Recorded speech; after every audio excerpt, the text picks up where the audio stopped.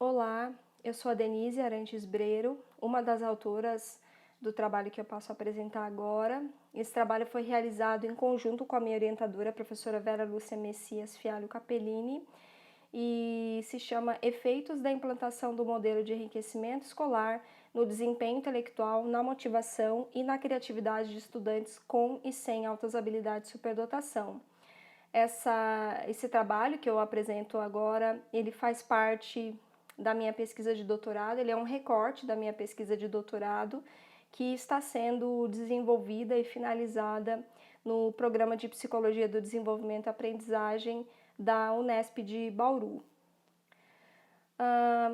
Um dos motivos de eu ter iniciado essa pesquisa foi por já estudar a questão das altas habilidades há bastante tempo, e nesse percurso de estudos eu acabei conhecendo o referencial teórico do professor Joseph Renzulli, que é um psicólogo americano e pesquisador da área das altas habilidades de superdotação já há mais de 40 anos. Ele tem um arcabouço teórico bastante consistente nessa área.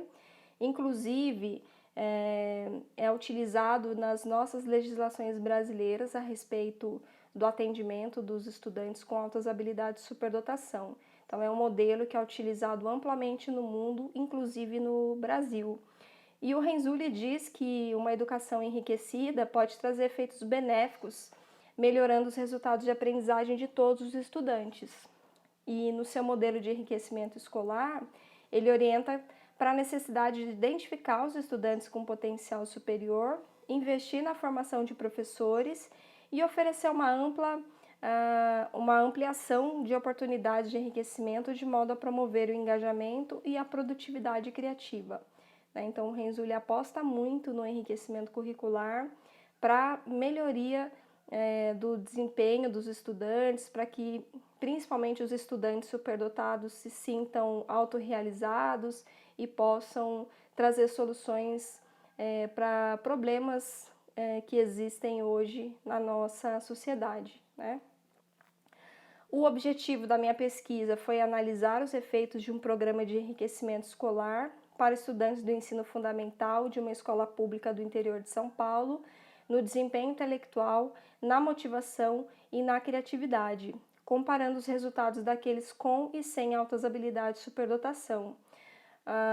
É importante ressaltar que eu fiz a aplicação de testes que eu vou mostrar logo em seguida. No início da intervenção, logo no começo do ano, fiz a intervenção ao longo de um ano, oferecendo enriquecimento curricular e formação de professores, e ao final desse processo, eu apliquei novamente os testes para que eu pudesse ter uma medida pré e pós-intervenção e depois poder analisar o desempenho dos que tinham altas habilidades e dos que não tinham altas habilidades de superdotação. Outra coisa que eu queria destacar é porque que eu escolhi avaliar esses três construtos, né? O desempenho intelectual, a motivação e a criatividade. E isso tem a ver com o referencial do Renzulli, porque quando ele apresenta a teoria dos três anéis, ele diz que existem três ingredientes que compõem esse comportamento superdotado, que são exatamente a criatividade, a inteligência, né, a capacidade acima da média, e o envolvimento com a tarefa, que a gente também pode entender como uma motivação. Então, por isso que eu escolhi avaliar esses três construtos. O Renzulli também tem um modelo triádico de enriquecimento que faz parte dessa grande teoria que é o modelo de enriquecimento escolar, e nela ele fala que podem ser oferecidas atividades de enriquecimento para todos os estudantes e que cada um deles vai poder participar dessas atividades de acordo com o seu interesse em se aprofundar em determinados temas. Então, o enriquecimento de tipo 1, por exemplo, que é a ampliação da visão de mundo, pode ser oferecida para todos os estudantes. Já o tipo 2, que tem a ver com treinamento de habilidades, e o tipo 3, que tem a ver com a resolução de problemas do mundo real, estariam mais direcionadas para os estudantes que têm altas habilidades de superdotação. Na minha pesquisa, especificamente, eu consegui aplicar o enriquecimento de tipo 1 na turma toda e o enriquecimento de tipo 2. especialmente na sala de recursos. Então, a minha intervenção foi tanto na sala comum quanto na sala de recursos. Metodologia. A pesquisa foi realizada em uma escola pública estadual de ensino fundamental 1 de uma cidade do interior de São Paulo, onde foi criada em 2016 a primeira sala de recursos para as altas habilidades de superdotação do estado. Então, até naquele momento, o estado de São Paulo não contava com nenhum tipo de atendimento especializado para os estudantes superdotados. Essa foi a primeira sala de recursos aberta. Participaram 80 estudantes com idades entre 6 e 11 anos, sendo 54% do sexo feminino e 46% do sexo masculino. Desse total, 9 estudantes possuem altas habilidades de superdotação e foram identificados em uma pesquisa de mestrado realizada anteriormente, e 8 deles estavam frequentando a sala de recursos específica para esse público quando eu realizei a minha intervenção e a coleta dos dados. Os instrumentos utilizados pré e pós-intervenção foram as matrizes progressivas coloridas de Raven, a escala de motivação para aprender e o teste de criatividade figural infantil. Os dados foram analisados estatisticamente com o software SPSS por meio do teste T com nível de significância de 0,05.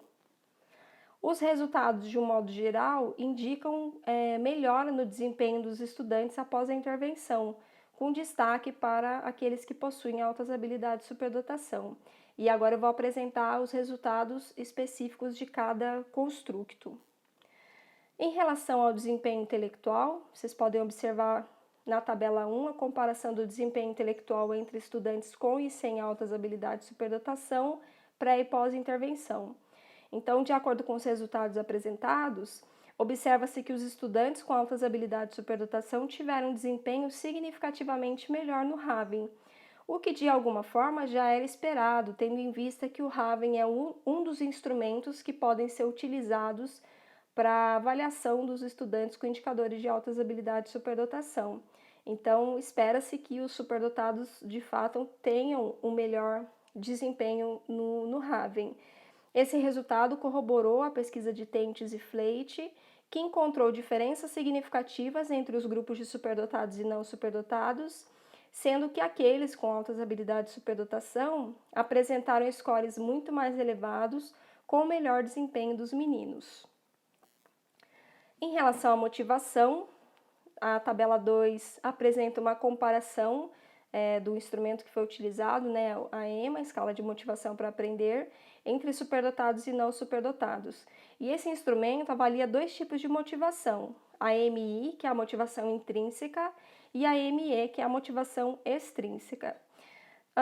Ao analisar os dados apresentados nessa tabela, é possível observar que os estudantes dos dois grupos tiveram melhor desempenho na motivação intrínseca no pós-teste, E também observa que os estudantes com altas habilidades tiveram melhor pontuação nos dois tipos de motivação, tanto na motivação intrínseca quanto na motivação extrínseca. Esse resultado converge com os estudos de Fleit e Soares, corroborando estudos anteriores que sinalizam que esse tipo de motivação, ou seja, a motivação intrínseca, ela é uma das principais características dos estudantes com altas habilidades de superdotação. Em relação à criatividade, a gente tem os resultados apresentados na tabela 3, que compara o TCFI, que é o teste de criatividade figural infantil, entre superdotados e não superdotados, pré e pós-intervenção. Esse teste avalia 4 fatores, que são enriquecimento de ideias, emotividade, preparação criativa, aspectos cognitivos e tem o score total. Então, olhando para eles, a gente percebe que os estudantes com altas habilidades tiveram melhor desempenho nesse teste, corroborando os achados de Remole, que encontrou diferenças entre os grupos de superdotados e não superdotados com significância estatística. E a gente percebe que no fator 1, no fator 3 e no fator total também houve uma diferença com significância estatística.